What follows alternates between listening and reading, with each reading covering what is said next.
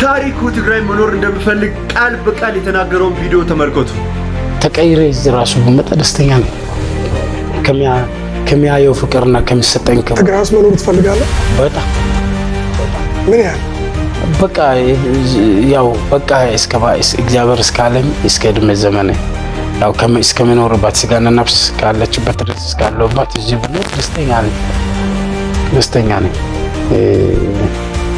ማንም ሰው በስጋውና በነፍሱ ሲኖር ደስታን ነው የሚፈልገው። ስለዚህ እዚህ የሚሰጠኝ ደስታ ደግሞ ልዩ ስለሆነ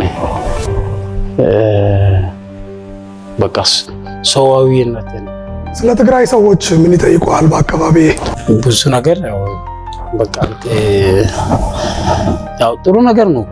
አሁን ላይ መጥፎ ነገር የለም። ሰው የሚጠይቀኝ ያው ደስ ብሏቸው፣ ግማሹ እዛ ለምን አትኖርም የሚል አለ።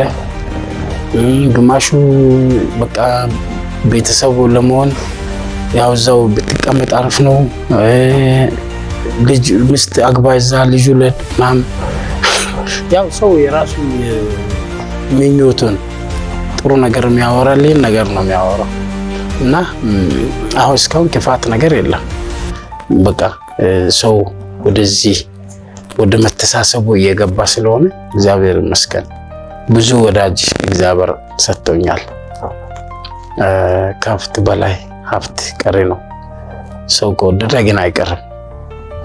ስለዚህ ብዙ ነገር ደስ የሚል ያየው ነው። እግዚአብሔር ይመስገን።